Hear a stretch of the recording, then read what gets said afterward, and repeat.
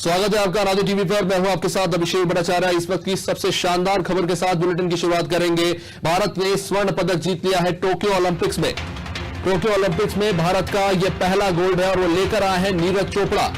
नीरज चोपड़ा ने javelin throw में इतिहास रच दिया है। अब यह नाम घर घर में जाना जाएगा। 121 साल का इतिहास जिसे बदल कर रख दिया है नीरज चोपड़ा ने अपने पहले ही ओलंपिक्स में। इसी के साथ ओलंपिक्स में भारत को यह 7वां मेडल मिला है और टोक्यो ओलंपिक्स में यह भारत का पहला गोल्ड है।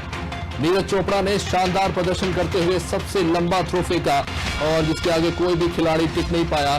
जैवलिन थ्रो में भारतीय खिलाड़ियों के तमाम इतिहास को पलट कर रख दिया है नीरज चोपड़ा ने। और इसी के साथ भारत अब लंदन ओलंपिक्स को पीछे छोड़ते हुए आगे निकल चुका है। नीरज चोपड़ा ने भाला फेंक में सबसे लंबा जो दूसरा थ्रो फेंका था वो था 87.58 मीटर का और यही गोल्डन थ्रो था जिसने नीरज चोपड़ा के सफर को स्वर्णिम बना दिया।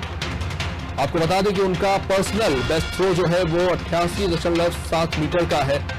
आज का दिन भारत के लिए बेहद शानदार रहा है। कुश्ती में ब्रॉन्ज के साथ अब नीरज चोपड़ा ने देश को गोल्ड मेडल से नवाजा है। हमारे साथ खेल संचालक पवन जैन जुड़े, उनसे बातचीत करेंगे। पवन जी, देश के लिए शानदार खबर, टोक्यो ओलंपिक में भारत का पहला गोल्ड। मैं समझता हूँ इस पूरे ओलंपिक का जिस तरह से आज हमें सबसे बड़ी सफलता मिली है, ये नीरज चोपड़ा ने भारत के भाल पर अपने भाले से स्वर्णिम तिलक लगाया है। और ये जो है व्यक्तिगत स्पर्धा में और एथलेटिक्स में पहला पदक जीतने के साथ पूरी दुनिया में हमेशा इस खेल में यूरोपियन देशों का बोलबाला रहा। और जिस तरह से नीरज चोपड़ा ने क्वालिफाइंग से लेकर अंत तक आज भी उन्होंने जो दोनों उनके जो प्रथम और दूसरे जो स्थान पर जो उनके कोई करीब भी नहीं था और उन्होंने जो अपने दूसरे प्रयास में भाला फेंका उससे उनको स्वर्ण पदक मिला। लेकिन ये उनका प्रदर्शन ये बताता है कि वो निरंतर कितना बेहतर प्रदर्शन कर रहे थे, कितनी तैयारी उन्होंने की। और निश्चित रूप से भारत के लिए अभी तक का ये सबसे सुनहरा ओलंपिक है जहां हमने 7 पदक जीते हैं। लंदन में 6 पदक जीते थे, स्वर्ण पदक नहीं था। और इस बार हमने उस एथलेटिक्स में स्वर्ण पदक जीता है जो उड़न सिंह मिल्खा सिंह का सपना था कि कोई भारतीय कभी ओलंपिक में एथलेटिक्स में पदक जीते। पदक ही नहीं, स्वर्ण पदक जीतकर नीरज चोपड़ा ने उनकी दिवंगत आत्मा को सच्ची श्रद्धांजलि दी है। भारत के एक बड़े एथलीट का सपना आज एक दूसरे एथलीट ने पूरा किया। जी पवन जी, जिस तरह से हरियाणा के खिलाड़ी ओलंपिक्स में प्रदर्शन कर रहे हैं और आज नीरज चोपड़ा ने जो करके दिखाया है, निश्चित तौर पर दूसरे राज्यों के लिए भी एक तरह की प्रेरणा है कि जिस तरह से हरियाणा के खिलाड़ी निकलकर सामने आ रहे हैं और विश्व पटल पर जिस तरह का प्रदर्शन कर रहे हैं, वाकई में दूसरे राज्यों के लिए भी ये प्रेरणा बनेगी। नहीं, निश्चित रूप से प्रेरणा बनेगी। लेकिन इस बार जो ओलंपिक में हुआ है, विशेषकर नीरज चोपड़ा का एथलेटिक्स में विजय हो, कुश्ती में हमारी फिर से वापसी हो, आज हमें कुल 2 पदक मिले हैं। और जिस तरह से जो संचालित हुई है खेलो इंडिया हो या टारगेट ओलंपिक पोडियम हो, हरियाणा ने निश्चित रूप से एक राह दिखाई है पूरे देश को कि एक छोटा राज्य होकर वो खेलों में अग्रणी है। मध्य प्रदेश में भी संभावना है, दूसरे राज्यों में भी है। और निश्चित इस ओलंपिक के बाद सारे राज्य मिलकर प्रयास करेंगे तो 2024 और 2028 के ओलंपिक में भारत इससे भी और बेहतर प्रदर्शन करेगा। और जिस तरह चीन ने आज बादशाह काम किए खेलों की, हम ये मान सकते हैं अगर इंडिया इसी रफ्तार से चलता है तो 2028 में भारत पहले 10 देशों में आएगा। और ये खेलों में हमारी बड़ी उपलब्धि होगी अगर हम पहले 10 स्थानों में आए। जी, शुक्रिया पवन जी। Thank you. तो ये थे हमारे साथ खेल संचालक पवन जैन। काफी खुश हैं और आज देश भर में जश्न मनाया जा रहा है और क्यों ना हो। 121 साल बाद जैवलिन थ्रो में भारतीय खिलाड़ी ने गोल्डन मेडल लेकर आए हैं, अपने आप में एक सबसे बड़ी उपलब्धि है। इस वक्त टोक्यो ओलंपिक में भारत के खिलाड़ी जिस तरह का प्रदर्शन कर रहे हैं, पूरे देश भर में जश्न का माहौल है। 2012 के लंदन ओलंपिक्स के बाद टोक्यो ओलंपिक में भारत ने पिछले तमाम मेडल्स के रिकॉर्ड तोड़ दिए हैं। चाहे बात करें भारतीय महिला हॉकी खिलाड़ियों की करे या फिर मीराबाई चानू की करे, पीवी सिंधु की करे, तमाम खिलाड़ियों ने शानदार प्रदर्शन किया है। अभी तक पीएल पुनिया ने भी कुश्ती में शानदार प्रदर्शन करके दिखाया है। टोक्यो ओलंपिक में नीरज चोपड़ा ने आज देश को स्वर्ण पदक दिलाया है। पूरे देश भर में खुशी है और खासतौर से हरियाणा में जहां से नीरज चोपड़ा आते हैं और जिस तरह का उन्होंने प्रदर्शन किया है, अब तक भारत 7 मेडल जीत चुका है और ये प्रदर्शन लगातार बेहतर से बेहतरीन होता जा रहा है। टोक्यो ओलंपिक में नीरज चोपड़ा ने आज इतिहास रच दिया है। जूनियर वर्ल्ड रिकॉर्ड भी उन्होंने ही कायम किया था। लगातार वो तमाम चैंपियनशिप में शानदार प्रदर्शन करते रहे। आपको बता दें, नीरज चोपड़ा का ये पहला ओलंपिक था जिसमें उन्होंने शानदार प्रदर्शन किया। इससे पहले 2016 में जूनियर वर्ल्ड चैंपियनशिप में उन्होंने गोल्ड हासिल किया। वही जकार्ता में 2018 में एशियन गेम्स में भी उन्होंने गोल्ड हासिल किया था। 2018 के गोल्ड कोस्ट कॉमनवेल्थ गेम्स में भी उन्होंने गोल्ड हासिल किया। 17 में एशियन चैंपियनशिप में उन्होंने सिल्वर हासिल किया था। लगातार उनका सफर बेहद शानदार रहा है। जिमिंग से लेकर जेवलिन थ्रो तक का सफर एक अपने आप में ही रोमांचक कहानी है जो नीरज चोपड़ा ने आज पूरे देश को कह सुनाई। 121 साल का वो इतिहास नीरज चोपड़ा ने बदल कर रख दिया। इससे पहले तक जेवलिन थ्रो में किसी भी खिलाड़ी ने इतना शानदार प्रदर्शन नहीं किया था। 87.58 मीटर का थ्रो फेंक कर उन्होंने गोल्ड मेडल अपने नाम किया है। इससे पहले पुल ए के क्वालिफिकेशन में उन्होंने 86.65 मीटर का थ्रो फेंक कर पहला स्थान पाया था। आपको बता दें कि उनका पर्सनल बेस्ट थ्रो 88.7 मीटर का। जेवलिन थ्रो के फाइनल में गोल्ड जीतने वाले नीरज अपने आप में बेहतर होते चले गए और गोल्ड की लड़ाई में उन्होंने शानदार सफलता हासिल की। मुख्य प्रशिक्षक एसके प्रसाद हमारे साथ जुड़े हुए उनसे बातचीत करेंगे। सर, स्वागत है आपका अनादि टीवी पर। भारत के लिए इस वक्त बहुत ही शानदार पल है, ऐतिहासिक पल है। नीरज चोपड़ा देश के लिए गोल्ड लेकर आए हैं। सर, आपको आवाज आ रही है?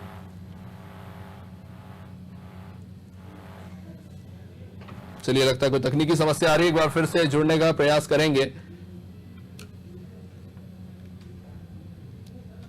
तो जैसा कि आप इस वक्त अपने टेलीविजन स्क्रीन पर देख रहे हैं, भारत का मेडल का आंकड़ा दिन के साथ बढ़ता चले जा रहा है।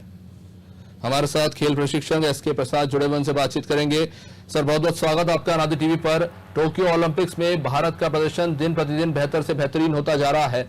नीरज चोपड़ा ने गोल्ड हासिल करके दिखाया है। ऐतिहासिक दिन। बिल्कुल सर, बिल्कुल ऐतिहासिक है और ये एथलेटिक्स का पहला मेडल है ओलंपिक्स में और इससे एथलेटिक्स को एक प्लेटफॉर्म मिला है और इससे लड़कों में बहुत उत्साह है और आने वाले दिनों में इसका सफल बोल सकते हैं, बहुत अच्छा ये मिलेगा हम लोगों को जी, परिणाम और अच्छे आएंगे जी। जिस तरह से हम देख रहे थे, नीरज चोपड़ा का प्रदर्शन अभी से नहीं, लंबे समय से बहुत शानदार प्रदर्शन किया है और हरियाणा से जो तमाम खिलाड़ी इतना शानदार प्रदर्शन कर रहे हैं और दूसरे तमाम खेलों में भी, चाहे वो मीराबाई चानू हो, चाहे पुनिया हो, चाहे पीवी सिंधु हो, सर बहुत ही शानदार प्रदर्शन देखने को मिल रहा है। ऐसा लग रहा है कि समय के साथ साथ भारत में खेल से जो जुड़ी तकनीकी चीजें हैं उनमें बहुत तेजी से सुधार देखने को मिला है, जो कि अब खिलाड़ियों के प्रदर्शन में भी दिख रहा है। बिल्कुल बिल्कुल बिल्कुल सर, ये नीरज जी अभी जो टॉप वर्ल्ड के टॉप 1 रैंकिंग है खिलाड़ी उसको हरा के जीता है। वो देश से बाहर हो गए, उनका नाम था जी वेटर जर्मनी के जी जर्मनी के खिलाड़ी, जर्मनी के जोहानस वेटर जी, वो जो कि 90 प्लस करते यहाँ पे उन्होंने अपना प्रदर्शन को नहीं दोहरा पाए और नीरज ने अपना प्रदर्शन को ग्रेजुअली अप ही करता गया। क्वालिफाइंग राउंड में वो पहले राउंड पे थे और यहाँ पे भी जो पहले राउंड से जो फर्स्ट पोजीशन में चले लास्ट तक फर्स्ट पे रह गए। तो ये बहुत शानदार जीत रही है भारत के लिए और आज का दिन हम लोगों के लिए ऐतिहासिक रहेगा। ये हम लोग जी मतलब एक त्योहार से कम नहीं है जी। नीरज चोपड़ा का प्रदर्शन हम देख रहे थे 2017 से एशियन चैंपियनशिप हो, जकार्ता एशियन चैंपियनशिप हो, चाहे जूनियर वर्ल्ड, लगातार उनका प्रदर्शन बेहतर से बेहतरीन होता चला गया है। अब लगता है कि नीरज चोपड़ा का नाम अब घर घर में जाना जाएगा। बिल्कुल सर, बिल्कुल बिल्कुल घर घर में जाना जाएगा। पूर्ण रूप से मैं आपकी बातों से सहमत हूँ जी। चलिए, बहुत बहुत शुक्रिया आपका अनादि टीवी के साथ जुड़ने के लिए। तो खुशी का माहौल है, हर कोई जश्न मना रहा है। भारत को आज गोल्ड मिला है। टोक्यो ओलंपिक्स में जिस तरह का प्रदर्शन रहा है, वर्ल्ड के टॉप रैंकिंग प्लेयर को हराकर, पीछे पछाड़कर नीरज चोपड़ा ने वो भाला फेंका कि भारत गोल्ड ले आया। अब तक 7 गोल्ड भारत के नाम, 7 मेडल भारत के नाम हो चुके हैं, जिसमें नीरज चोपड़ा का गोल्ड भी शामिल हो चुका है। प्रदर्शन इतना शानदार रहा है कि हर कोई हैरान है। देश भर में जश्न का माहौल है। नीरज चोपड़ा के एक थ्रो ने 121 साल के इतिहास को बदल कर रख दिया है। हर तरफ खुशियों का माहौल बना हुआ है। भारत का प्रदर्शन 2012 के लंदन ओलंपिक्स के बाद जिस तरह से तब्दीलियां देखने को मिली, जिस तरह का तकनीकी सुधार हुआ, खासतौर से एक दिन पहले महिला हॉकी टीम ने ऑस्ट्रेलिया के साथ जो मैच खेला वो इतने कांटे की टक्कर का था कि आखिरी मोमेंट तक कोई नहीं बता सकता था कि वो मैच कौन जीतेगा। इस तरह से तकनीकी सुधार देखने को मिले हैं, कोचिंग की टेक्निक में चेंजेस आए हैं और देश में खेल को लेकर जो नजरिया है वो भी बदल रहा है। पहले कहा जाता था, माँ बाप कहते थे कि बेटा पढ़ाई करो, पढ़ाई में ही फ्यूचर है, लेकिन अब देखने को मिल रहा है कि खेल के प्रति जो रुचि है बच्चों की उसको बढ़ावा दिया जा रहा है, उनके अंदर की प्रतिभा को निखारा जा रहा है, उनको आगे बढ़ाया जा रहा है। देश के तमाम राज्यों से छट छट के ये शानदार प्रतिभागी जो इतना शानदार प्रदर्शन कर रहा है और इनको आगे बढ़ाने के लिए जिस तरह से लगातार देश में प्रयास किए जा रहे हैं, आज शायद उसी का नतीजा है कि नीरज चोपड़ा जैसे प्रतिभाशाली खिलाड़ी निकलकर सामने आ रहे हैं और यही कारण है शायद कि भारत ने आज गोल्ड जीत दिखाया। ये पहला गोल्ड है भारत के लिए टोक्यो ओलंपिक्स में। आज का दिन बेहद शानदार, 8 अगस्त 2021, ये इतिहास के दिनों में याद रखा जाएगा। 21 साल का रिकॉर्ड तोड़ा है नीरज चोपड़ा ने टोक्यो ओलंपिक्स में और ये पहला ओलंपिक्स था उनका। नीरज चोपड़ा ने जिस तरह का खेल दिखाया है, हर कोई हैरान रह गया क्योंकि उन्होंने वर्ल्ड रैंकिंग में सबसे नंबर 1 पर चल रहे जर्मनी के खिलाड़ी को पछाड़ते हुए जो थ्रो उन्होंने फेंका, हर कोई हतप्रद रह गया। इतना शानदार प्रदर्शन नीरज चोपड़ा ने किया है। उनका पूरा का पूरा ट्रैक रिकॉर्ड आप उठाकर देखें तो देखने को मिलेगा कि किस तरह के जुनूनी खिलाड़ी हैं नीरज चोपड़ा। आप उनके प्रैक्टिस को देखिए, चाहे उनके वर्कआउट को देखिए, जिस तरह से वो मेहनत करते रहे अपने खेल पर, उसी का नतीजा है कि भारत ने गोल्ड जीता है। छठे अटेम्प्ट में उन्होंने 80 मीटर का थ्रो फेंका था। हालांकि सबसे बेहतरीन रिकॉर्ड उनका सेकंड राउंड रहा जब उन्होंने 87.58 मीटर जेवलिन थ्रो फेंका और यही उनके थ्रो का कारण बना। पहले पूल ए के क्वालिफिकेशन में उन्होंने 86.65 मीटर का थ्रो फेंका था, वो तभी भी पहले स्थान पर थे और उसके बाद लगातार वो ऊपर ही जाते गए और उसके बाद उन्होंने पीछे मुड़कर नहीं देखा और देखते ही देखते गोल्ड के सपने को एक बार फिर से साकार कर दिखाया नीरज चोपड़ा ने। 2012 में अभिनव बिंद्रा थे शूटर, उन्होंने गोल्ड जीता था। उसके बाद टोक्यो ओलंपिक्स में नीरज चोपड़ा ने गोल्ड जीतकर दिखाया है।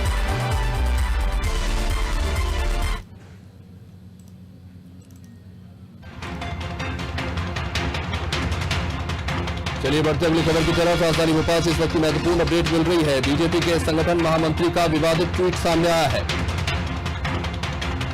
सुहास भगत ने गोल्ड मेडल को लेकर ट्वीट किया है। उन्होंने लिखा कि खेल रत्न का नाम क्या बदला, आया गोल्ड, पनौती हटी, इस तरह के शब्दों का प्रयोग हुआ है, वो भी देश के पूर्व और स्वर्गीय प्रधानमंत्री राजीव गांधी के लिए। अपने ट्वीट के जरिए संगठन महामंत्री ने राजीव गांधी को पनौती कह दिया। कल ही बदला है खेल रत्न पुरस्कार का नाम, राजीव गांधी की जगह मेजर ध्यानचंद खेल पुरस्कार का नाम रखा गया। उसके बाद बीजेपी के संगठन महामंत्री का विवादित ट्वीट सामने आया है। सुहास भगत ने गोल्ड मेडल को लेकर ट्वीट किया, खेल रत्न का नाम क्या बदला गया, देश को आया गोल्ड, पनौती हटी। तो खिलाड़ी एक तरफ शानदार प्रदर्शन कर रहे हैं, देश आज गौरवान्वित है, वहीं दूसरी तरफ इस तरह की राजनीति हो रही है देश में। खिलाड़ियों की इन शानदार सफलताओं के नाम पर पनौती जैसे शब्दों का इस्तेमाल हो रहा है। राजनीति का स्तर जाहिर तौर पर गिरता हुआ नजर आ रहा है। आपको बता दें, बीजेपी के संगठन महामंत्री सुहास भगत ने ये ट्वीट किया है। अभी अभी नीरज चोपड़ा ने कुछ मिनटों पहले ओलंपिक में देश को पहला गोल्ड दिलाया है टोक्यो ओलंपिक्स में और उसके बाद ये ट्वीट पढ़ने को मिल रहा है। वाकई में काफी निराशाजनक महामंत्री का ये ट्वीट, जिसको लेकर जाहिर तौर पर सवाल खड़े हो रहे हैं। आपको बता दें, एक दिन पहले ही देश के प्रधानमंत्री ने घोषणा की थी कि अब राजीव गांधी खेल रत्न पुरस्कार को हॉकी के मशहूर खिलाड़ी मेजर ध्यानचंद के नाम से जाना जाएगा। अब इसका नाम मेजर ध्यानचंद खेल रत्न पुरस्कार होगा। कल से ही इसको लेकर तमाम तरह के बयान सामने आ रहे हैं। जाहिर तौर पर कई लोग इसका समर्थन भी कर रहे हैं क्योंकि खेल से जुड़ा पुरस्कार है, तो उसमें अगर खेल के सबसे महानतम खिलाड़ियों का नाम जुड़ा है तो उसमें हर्ज क्या है। हालांकि कई नेता दबे स्वर में कांग्रेस के ये कह रहे थे कि ये बात दरअसल खेल की नहीं है, ये कूट रचित राजनीति से जुड़ा मामला है। हालांकि इस बात को सभी लोग दरकिनार कर रहे थे, लेकिन अब सुहास भगत के इस ट्वीट ने इस बात को जग जाहिर कर दिया है। एक तरह से कहें कि इस पर मोहर लगा दी है। हमारे साथ जुड़े हुए हैं काला पीपल से विधायक कुणाल चौधरी, उनसे बातचीत करते हैं। चौधरी जी, कल तक जो नाम बदला गया था खेल रत्न पुरस्कार का, स्वर्गीय प्रधानमंत्री राजीव गांधी की जगह मेजर ध्यानचंद किया गया। कुछ लोग कह रहे थे कि सही बात है, खेल रत्न पुरस्कार है, देश के महानतम खिलाड़ियों के नाम पर होना चाहिए। आपकी के पार्टी के कुछ नेता ये कह रहे थे कि ये जो है कूटरचित राजनीति है, जानबूझकर इस तरह की चीजें बीजेपी कर रही है। कोई मान नहीं रहा था इस बात को, पर अब संगठन महामंत्री बीजेपी के सुहास भगत ने ट्वीट किया और कह दिया कि तभी गोल्ड आया, पनौती हटी। उन्होंने इनडायरेक्टली राजीव गांधी जी को पनौती कह दिया। क्या कहेंगे इस पर? पागल के बारे में क्या कहूँ, पूरा पागल आदमी है जो भी आदमी है, जिसको शहीदों का मान करते नहीं आता उस आदमी के लिए कहने की कोई जरूरत नहीं। पागल आदमियों के ऊपर कोई व्यक्तित्व देने की जरूरत नहीं। अंग्रेजों की गुलामी की मानसिकता है, उनकी टॉयलेट साफ करते थे ये लोग, माफी मांगते थे और वही मानसिकता के साथ शहीदों माननीय महात्मा गांधी को नहीं मानते तो राजीव गांधी जी को भी क्या मानेंगे। इस तरह के लोगों के ऊपर, कोई पागलों के ऊपर कोई कमेंट करने की जरूरत नहीं होती। पूरी तरीके से पागलों के ऊपर कोई बात नहीं करता। जी, इस बयान को हटा देते हैं। इससे पहले जब इसका नाम बदला गया, प्रधानमंत्री जी ने घोषणा करी कि अब इसका नाम जो है मेजर ध्यानचंद के नाम से जाना जाएगा। आप क्या सोचते हैं इसके बारे में? एक खिलाड़ी के नाम पर अगर खेल का सबसे महान पुरस्कार रखा जा रहा है। जी, मेजर ध्यानचंद जी के नाम से पहले भी एक पुरस्कार था, क्या उसको बंद करने का काम कर रही है क्या सरकार? जी, वो भी एक पुरस्कार है और स्पष्ट रूप से इतने दोनों बड़े महान नेता, एक व्यक्तित्व जिसने अपनी शहादत दी है देश के लिए, शरीर के चित्रण उड़ाए, तो शहादत को थोड़ी नहीं मिटा सकते। नाम हटा देने से, नाम मिटा देने से कुछ थोड़ी नहीं होगा। तो स्पष्ट रूप से शहादत को इस देश के लिए जिन्होंने किया है, ये क्या करेंगे जिन्होंने इस देश को सिर्फ बेचने का काम कर रहा है? ये क्या करेंगे जो देश के अंदर सिर्फ नफरत और घृणा फैलाने का काम कर रहा है? इन लोगों को स्पष्ट रूप से मूल मुद्दों पे महंगाई जाता रही है, इसके ऊपर क्यों नहीं काम करते? ये संगठन मंत्री है, 15-20 साल से सरकार मध्य प्रदेश के अंदर है, क्या कर रहा है? क्या रोज महंगाई से लोग मर रहा है? कभी नेहरू जी की बात करते हैं कि महंगाई इस कारण कम नहीं हो रही। पागलों को ट्रेनिंग पूरी यहीं से मिलती है, इससे समझ में आता है कि कौन ट्रेनिंग दे रहा है। इसी का नतीजा है कि स्पष्ट रूप से मध्य प्रदेश के अंदर क्या स्थिति है। चलिए, आज नीरज चोपड़ा ने गोल्ड मेडल जीता है जेवलिन थ्रो में। आपको भी पता चल ही गया होगा, आज पूरा देश जश्न मना रहा है। इस जश्न में एक और चीज बहुत महत्वपूर्ण है, हरियाणा के खिलाड़ी जिस तरह का प्रदर्शन कर रहे हैं। नीरज चोपड़ा हरियाणा से आते हैं और कल महिला हॉकी टीम ने जिस तरह का प्रदर्शन किया, खासतौर पर ओडिशा में हॉकी के लिए जिस तरह से किया जा रहा है, मध्य प्रदेश को लेकर आप किस तरह से देखते हैं? क्या खेल के लिए उसी प्रकार से काम किया जा रहा है? मध्य प्रदेश में उस तरह की प्रतिभा को उभारने के लिए कुछ प्रयास किए जा रहे हैं? देखिए, पूरी तरीके से मध्य प्रदेश सरकार हो या देश की सरकार हो, देश की सरकार ने ओलंपिक का समय था, उस समय पे जाकर बजट कम करने का काम किया खेल का। और स्पष्ट रूप से मध्य प्रदेश के अंदर जिस प्रकार की स्थितियां है खेलों के प्रति, ना तो कोई बढ़ावा देने की सोच है, ना उसके प्रति एक सोच के साथ काम करना चाहिए। एक दुर्भाग्य है देश का। बड़ी अच्छी बात है कि एक गोल्ड आया और कई पदक आए, पर हम विश्व में कहाँ स्टैंड कर रहे हैं ये भी एक सोचने की बात है। हमें बहुत मेहनत करने की खेलों के ऊपर जरूरत है, जागरूकता की जरूरत है। इसके साथ इसको पेशन के साथ जो लोग खेलते हैं उनको बढ़ावा देने की जरूरत है। मैं धन्यवाद दूंगा नवीन पटनायक जी ने जिस सरकार से हॉकी के लिए काम किया, यही काम सारी सरकारों को करना चाहिए।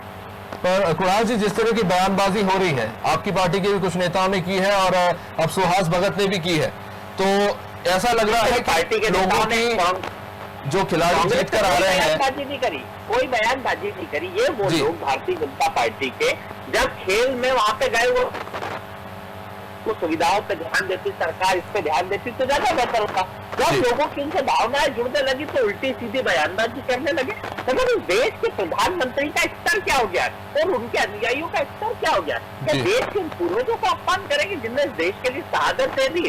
तो कभी नेहरू जी का अपमान, जिन्होंने 15 साल आजादी की लड़ाई में अपना जीवन दिया, वो 15 साल जेल के अंदर है। तो जिस तरह के शब्दों का प्रयोग हो रहा है, जिस तरह के अपमानित करने का मतलब कोशिश करी जा रही है, मुझे लगता है कि ये करते क्या है। आज 5 किलो गेहूं बांट के जो खाद्य सुरक्षा कांग्रेस आई थी उसको बांट के उसके ठेले पे फोटो लगाने का कहा था, झोला लेके चला जाऊंगा, तो वो झोला जनता को मिलवा दिया। 15 लाख से शुरू हुई थी, 5 किलो राशन के झोले के ऊपर खत्म करने की। कुणाल चौधरी जी, अभी मुद्दे से नहीं भटकते हैं। मुद्दा दरअसल यह है कि खिलाड़ियों के अचीवमेंट का राजनीतिकरण हो रहा है। कल पीसी शर्मा जी से भी यही सवाल पूछा गया था कि अगर मेजर ध्यानचंद जी, जो कि खेल के महानतम खिलाड़ी हैं हॉकी के, उनके नाम पर अगर खेल रत्न पुरस्कार रखा जा रहा है तो उसमें हर्ज क्या है? आपकी पार्टी के किसी भी नेता ने स्पष्ट जवाब नहीं दिया, ना ही इस फैसले का समर्थन किया। तमाम तरह की दूसरी बातें की गई। ऐसा लगता है कि आप इस फैसले का क्यों फैसले का राजीव गांधी जी के नाम से बदल के गलत किया। आप कोई और खेल करिए और भी अच्छा अवार्ड दीजिए। और मेजर ध्यानचंद जी के नाम से अवार्ड है, पहले से अवार्ड है, आज से नहीं 10 साल से वो अवार्ड चल रहा है। तो जब खिलाड़ियों के नाम से भी चल रहा है सारी चीजें, पर एक शहीद के नाम से राजीव गांधी जी इस देश के 21वीं सदी के भारत के दीव है, इस देश के लिए उन्होंने शहादत दी, शरीर के चित्रण। मतलब किस तरीके से आप क्या मतलब ये तुलना की राजीव गांधी जी और मेजर ध्यानचंद जी की तुलना करने की कोशिश करा रहे, यही मूर्खता की चीजें कर रहे। अरे आपको करना है कुछ अच्छा करिए। मेजर ध्यानचंद जी का भी अपना मान और सम्मान है, कांग्रेस पार्टी उनका मान भी करती है, सम्मान भी करती है उनके अचीवमेंट के ऊपर। और कभी इस तरह के आज ही एक पूर्व खिलाड़ी ने दिया कि मैंने मेडल जीता था, मनमोहन सिंह जी ने बात करी, पर उसका कोई ऐसा मीडिया को भी करा, उसके कोई वीडियो और इस तरह की साफ भी करा। तरीके से ये किस तरीके से कि भैया ये देखो मेजर ध्यानचंद जी को नहीं मानते, ये इनको नहीं मानते, ये तुलनात्मक करने की कोशिश नहीं करे, मूर्खतापूर्ण काम कर रहे हैं। जो काम करना चाहिए वो छोड़ के दूसरी चीजों के मुद्दे पे ध्यान भटके। आज मुद्दा क्या है? 200 रुपए पेट्रोल, 200 रुपए हो गया खाने का तेल, उसके ऊपर मुद्दा नहीं बनेगा। जी कुणाल जी, समय थोड़ा सा सीमित है। जी जी, आज समय थोड़ा सा सीमित है। आज बहुत शानदार दिन है, देश ने गोल्ड जीता है, नीरज चोपड़ा ने आज गोल्ड जीता है। आप खुद एक विधायक है, अपने क्षेत्र में जाहिर तौर पर जो खिलाड़ी हैं वहां के क्षेत्र के, उनके लिए उम्मीद है कि आप भी कोशिश करेंगे। आज नीरज चोपड़ा ने मेडल जीता है, क्या कहना चाहेंगे इस पर? बहुत बधाई देना चाहूंगा, देश का मान बढ़ा है। और जो भाला फेंक में जिस तरीके से हमारे देश का, जिस तरीके से खेल में आज बहुत सम्मान की बात है कि गोल्ड आया है पहला इसके अंदर। और कहीं ना कहीं गर्व से सर को गर्व से ऊपर करने का मामला होगा, तो उससे खिलाड़ियों की भावना बढ़ेगी। वो बेहतर तरीके से सरकारों को भी ध्यान देना चाहिए, प्रतिभाएं अच्छी है पर उनके निखार के ऊपर ध्यान दिया जाना चाहिए। जी शुक्रिया कुणाल जी अनादि टीवी के साथ जुड़ने के लिए। तो राजनीति को छोड़ते हैं एक तरफ, क्योंकि इसकी बातें तो हम दिन भर करते ही रहते हैं। आज सबसे बड़ा दिन है नीरज चोपड़ा के लिए और उन्हीं की बात करेंगे। देश को उन्होंने गोल्ड दिलाया है, बहुत खुशी की बात है। 7 मेडल देश जीत चुका है। टोक्यो ओलंपिक में भारत का जो प्रदर्शन निखर कर सामने आया है, पूरा देश जश्न मना रहा है। फिलहाल इस बुलेटिन में इतना ही। आप देखते रहिए अनादि टीवी। नमस्कार।